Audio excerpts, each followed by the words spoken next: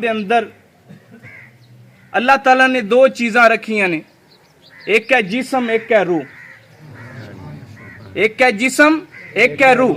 अगर इंसान दी रूह पाक होवे नेक होवे ते उनदा दर्जा फरिश्तियां नाल उच्चा बन जांदा है। अगर इंसान दी रूह पलीत हो जावे गुनाह कर करके वो फिर जानवरां नाल भी बदतर बन जांदा है। क्योंकि इंसान एक ऐसी जात है जिंदे अंदर अल्लाह ताला ने दोवें चीज़ां रखियां, नेकी वाला पहलू भी रखा है और बुराई वाला भी। जानवरों ने जिन्हां दे अंदर नेकी वाला पहलू नहीं, फरिश्ते वो ने जिन्हां दे अंदर बुराई वाला पहलू नहीं, पर इंसान वो है जिंदे अंदर दोवें पहलू मौजूद ने। अल्लाह ने इख्तियार रख के दस छड्या है, हुण तेरी मर्जी असा तैनू कायनात दे अंदर भेजे, चाहे तू फरिश्तियां नाल वाला बन जा, तेरी मर्जी है। असा तेरे अंदर बुराई वाला पहलू भी रखा है, चाहे तू हुण जानवरां नालों बदतर बन जा। हुण तेरी मर्जी है, तेरे अंदर दोवें ऐसी चीज़ां रख के दस छड्या है कि चाहे तू फरिश्तियां वाला पहलू पकड़ ले चाहे जानवरां वाला पकड़ ले। ते जेड़े फिर अल्लाह दे फकीर ते अल्लाह दे नेक बंदे हुंदे ने वो जनाब नेकियां करके फरिश्तियां नाल वाला बन जांदे ने, जेड़े बुराइयां करने वाले हुंदे ने वो जानवरां नाल बैड़े बन जांदे ने। ये दो चीज़ां दा पहलू अल्लाह ताला ने इंसान दे विच रखे है। तो एक कुरान और नबी पाक दे फरमान ऐसियां चीज़ां ले रागब करदे ने जेड़ियां इंसान दी रूह जिस वेले पाक हो जाती वो फरिश्तियां नालों आला बन जाती। तो ये दो चीज़ां हुण इस दे अंदर सूफियाए किराम ने इख्तलाफ किया जी कल क़यामत वाले दिन कल्ला रूह नूं अजाब होना है या जिस्म नूं अजाब होना है? बोलो तो सही एक बार सुभान अल्लाह। तो बाद कहंदे ने जनाब ये जेड़ा जिस्म है ये तो रूह दे ताबे, रूह ने अगर नेकी करवानी ते नेकी कर लेनी ते रूह ने अगर बुराई करवानी ते ने बुराई कर लेनी। मौलाना रूम ने गल मुका छड़ी। मौलाना रूम फरमाया जी ठीक है बात रख दी। मौलाना रूम सरकार फरमांदे ने, आप फरमांदे ने मिसाल देंदे होया कि अजाब दूहां नूं होना है कब्र दे अंदर, रूह नूं भी होना है। रूह नूं अपना बुराई वाले पासे लांदा है ते रूह अगे जिस्म नूं लांदी है। फरमाया ए नफ्स भी मर जावे रूह हो जावे पाक ते दिल दा दीवा हो जावे रोशन जेड़ा फरिश्तियां नालों आला बना छड़ेगा। तो ए मौलाना रूम सरकार ने बड़ी एक मिसाल दे दी ते नाल हुजरा शाह मुकीम दे फकीर ने गल भी समझा छड़ी है। फरमाया ए दो चीज़ां जिस वेले इंसान इन्हां नूं पाक कर लेंदा है, अपनी रूह नूं पाक करके आखिरत वाले पासे टोर छड़दा है, उस वक्त इंसान फरिश्तियां नालों आला बन जांदा है। ते फरमाया जिस वेले आला बन जाए उनदी फिर जेड़ी रूह है उतां जन्नत वाले मकाम वाले पासे चली जांदी, ते जेड़ा अपने गुनाहां वाले पासे टुर जांदा है उनदी फिर रूह थल्ले आला असफलीन दे विच चली जांदी है, असफलीन दे विच चली जांदी है, जहन्नम वाले पासे चली जांदी है। हुण आ तैनू इस रूह ते जिस्म दी गल करदियां होया सिद्दीक अकबर दी गल सुनाना कि उन्हां ने अपनी इस रूह नूं पाक किंज कीते। नाराए तकबीर, नाराए रिसालत, नाराए हैदरी, नाराए हैदरी, नाराए रिसालत, नाराए तहकीक, नाराए तहकीक। तो दोस्तों हजरत उमर फारूक रजी अल्लाह तआला अन्हु आपने अपनी इस रूह नूं किंज पाक कीता होया सी? जरा गौर करना है। साबिया रसूल है ते नबी पाक सरकार दा 4 यारां चों दूसरा यार हजरत उमर फारूक है। हजरत उमर फारूक दा तरीका मुबारक है सी जुमे शरीफ तो लैके दूसरे जुमे तक आपने एक अपना रजिस्टर बनाया हुआ सी। रजिस्टर बना के उत्ते लिखना भी ए कम मेरे को सही नहीं होया, हालांकि साबित हुए गुमान ही नहीं कि वो काम ना सही करे, उन्होंने सारे काम ही आला दर्जे दे हुंदे ने, लेकिन अपने ज़हन के मुताबिक उन्हें लिख लेना। जिस वेले एक हफ्ते पूरे दा अपना नामा अमाल पहले रजिस्टर ते लिख लिया जावे ते दुनिया रज़ी अल्लाह तआला अन्हु आप दे बारे आंदा है लिख लेना। जिस वेले जुमे दी रात होनी एक जुमे तो दूसरे जुमे दे नामा अमाल अपने रजिस्टर ते लिख लेने। जुमे दी जेड़े वेले रात आनी आपने और रजिस्टर खोलना, रजिस्टर खोल ते वेखना कि ए मेरे कोल काम नहीं सही, ए काम नहीं सी, अपने ज़हन दे मुताबिक अपने तकवे दे मुताबिक। और इधर वेख ते एक कोड़ा फड़ लेना, नाल अपने आप नूं मारना शुरू कर देना। फरमाया अपने मैं नफ्स ते अपनी रूह नूं इत्थे ही अपना हिसाब चुका के जावांगा ताकि कब्र दे विच जावां ते फरिश्ते आखन दस अपना नामा माल वखा, कवांगा मैं आधा हिसाब उत्थे दुनिया ते करके आ गया। फरमाया जिस वेले हज़रत उमर फारूक रज़ी अल्लाह तआला अन्हु नूं आप सरकार नूं गुसल दिता जा रहा सी ते वेख्या ते कंड दे उत्ते कोड़े लगे हुए। ਕੰਡ ਦੇ ਉੱਤੇ ਕੋੜੇ ਲੱਗੇ ਹੋਏ ਨੇ। ਵੇਖ ਉਮਰ ਜਿੰਨੇ ਅੱਧੀ ਦੁਨੀਆ ਦੇ ਉੱਤੇ ਬਾਦਸ਼ਾਹੀ ਕੀਤੀ ਤੇ ਆਖਰਤ ਦਾ ਖੌਫ ਵੇਖ ਕਿੰਨਾ ਰੱਖਦੇ ਨੇ। ਕੰਡ ਦੇ ਉੱਤੇ ਕੋੜੇ ਲੱਗੇ ਹੋਏ ਨੇ ਤੇ ਪੁੱਛਿਆ ਗਿਆ ਘਰ ਵਾਲਿਆਂ ਤੋਂ ਵਿਸਾਲ ਤੋਂ ਬਾਅਦ, ਘਰ ਵਾਲੇ ਕਹਿੰਦੇ ਨੇ ਜੀ ਇਹ ਕੋੜੇ ਇਹ ਆਪ ਖੁਦ ਆਪਣੇ ਆਪ ਨੂੰ ਸਜ਼ਾ ਦਿੰਦੇ ਹੁੰਦੇ ਸਨ, ਖੁਦ ਆਪਣੇ ਨਫਸ ਨੂੰ ਮਾਰਦੇ ਹੁੰਦੇ ਸਨ ਇਸ ਕੋੜੇ ਦੇ ਨਾਲ। तो दोस्तों बुजुर्गो ये सहाबी रसूल हो के इतना रब दी बारगाह दा खौफ रखते ने ते असां क्यों ना खौफ रखिए उस बारगाह दा। आ तेनू अब्दुल कादर जिलानी जिन्हों गौस पाक मीरा रदी अल्लाह तआला नु कहंदे ने। जानदे हो जिन्हां दी असीं 11वीं शरीफ करने गौस पाक मीरा, ए गुलिस्तान दे अंदर उन्हां दा वाकया लिखा होया फारसी दे अंदर किताब। शाह अब्दुल कादर जिलानी रदी अल्लाह तआला नु आप सरकार काबे शरीफ हज करन दे वास्ते गए। ऐ तो जो ते बोलो सी एक बारी सुभान अल्लाह। सुभान अल्लाह नाल कोई बिल ते नहीं अन्ना करके उठावी, अन्ना करके क्यों रब सोनिया? इस वजह दे नाल गौस पाक फरमांदे ने इस वजह दे नाल ताकि उत्थे नबियां दियां भी सफ़ां लगियां होणियां ने, उत्थे पाक वलियां दियां भी सफ़ां होणियां ने, सहाबाए किराम भी उत्थे होने ने, सारियां ज़ातां उत्थे मौजूद होणियां ने। अल्लाह ते उस वक्त मैं नबियां नूं की मूँह विखावांगा कि ये गौस पाक आ गए ते शर्मसार होवांगा मैं। इस वजह दे नाल मेरियां अखां ही लै जावीं ताकि मैनूं शर्मसारी महसूस ना होवे। ये ते गौस पाक मीरां दा मकाम है। तो दोस्तों बुजुर्ग ये ऐसे लोग ने जेड़े इत्थे रह के अपने आप दा मुहासबा करते हैं और अपने आप दी जिंदगी दा इत्थे रह के मुहासबा करके जाते हैं ताकि कल क़यामत वाले दिन सानू कोई पुछ ना होवे। आ तेनू ख्वाजा गुलाम फरीद दे दर ते ना लै चलना। आओ सोने कुर्बान जावा तेनू ख्वाजा गुलाम फरीद दी गल सुनाना। ख्वाजा गुलाम फरीद अल्लाह ताला दा वली होया है। आप सरकार दा नाल मुरीद भी सौंदा है। आप चार पाई दे उत्ते सौंदे ने, जेड़े वेले चार पाई ते सौंदे ने मुरीद रोज वेखदा है मैनू थल्ले सवांदे ने। आप नरम बिस्तर दे उत्ते सौंदे ने। एक दिहाड़ आया ख्वाजा गुलाम फरीद ने क्या आ मेरे मुरीदा अज तू मेरे चार पाई ते सोना है, मैं तेरी जगह ते सोवांगा, मैं तेरी जगह दे उत्ते सोवांगा, तू मेरी चार पाई दे उत्ते सोना है। पर ख्वाजा गुलाम फरीद ने एक गल कीती, फरमाया ओ मेरे बेलिया तू रात नू फौत हो जाना। इन्नी मेरी गल ज़हन दे अंदर रखी। हुण सारी रात चार पाई दे उत्ते कदे सज्जे करवट बदलदा है, कदे खब्बे करवट बदलदा है, नींद नहीं आ रही, नींद नहीं आ रही, क्योंकि पीर ने फरमाया है कि तू रात नू फौत हो जाना है, नींद नहीं आ रही। सवेर हो गई है, ज़हन दे अंदर कहंदा है मेरे ते पीर ने क्या सी तू रात नू फौत हो जाना है, मैं फौत ते नहीं होया। ख्वाजा गुलाम फरीद सवेर होई टकरे ने कहंदे ने ओ मुरीदा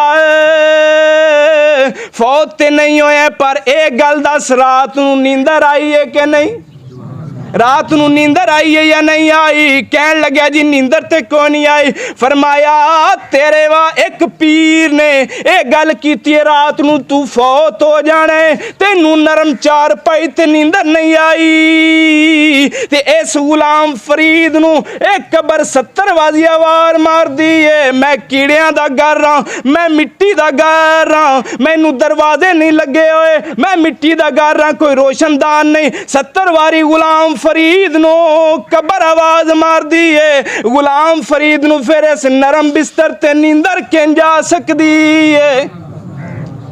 तेनू ते पीर ने एक बारी गल कीती है ना ते तेनू नींद नहीं आई, ते मैंने तो 70 वारी कबर रोज आवाज मार दी है, ते फिर गुलाम फरीद नु नींदर किंज आ जावे?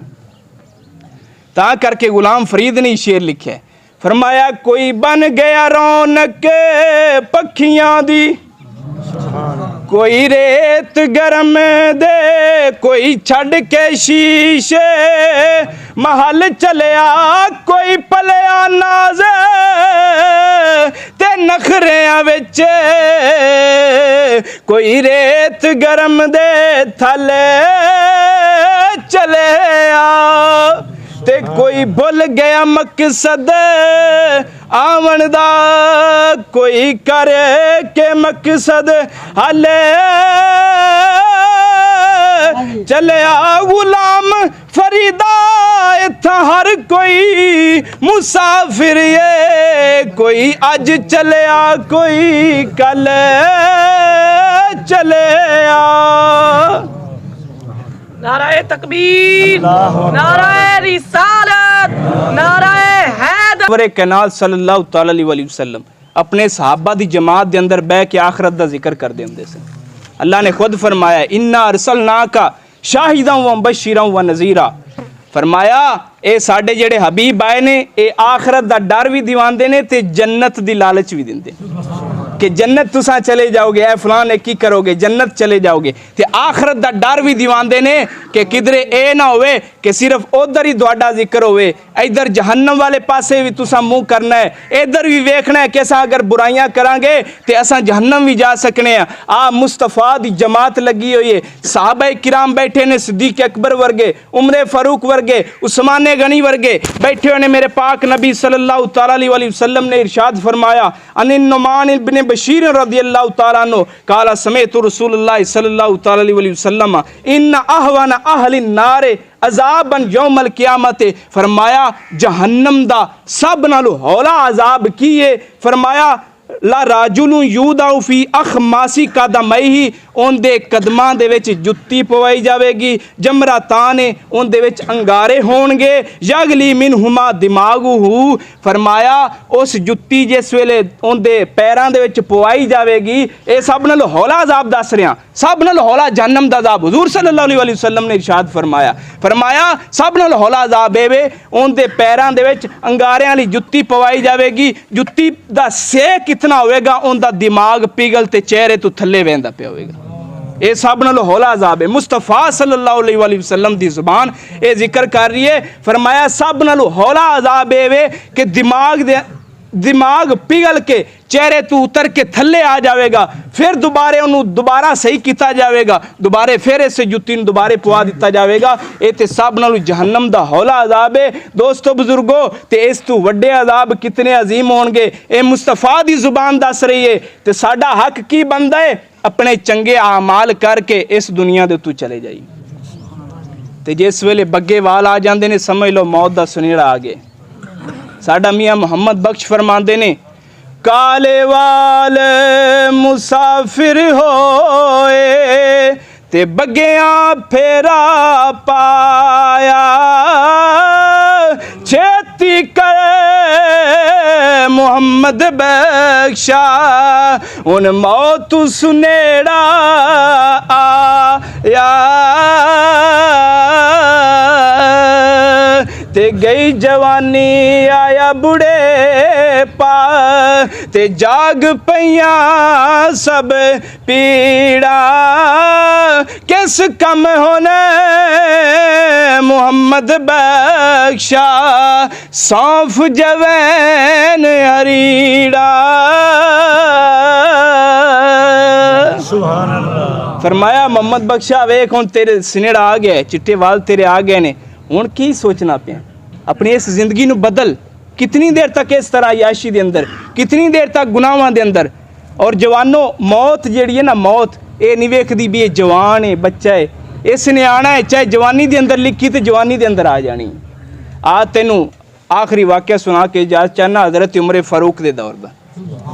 एक नौजवान सी ते नौजवान होना किंज दा चाहिए कि अपने वालिदैन दी चिट्टी चादर ते दाग ना लगन देवे, अपने वालिदैन दी इज्जत नू रोशन करके रखे, जग दे अंदर रोशन करके अपने वालिद नू जग दे अंदर रोशन करके उनकी इज्जत नू वधा के रखे, कदे भी उनकी चिट्टी चादर दे उत्ते दाग ना लगन देवे।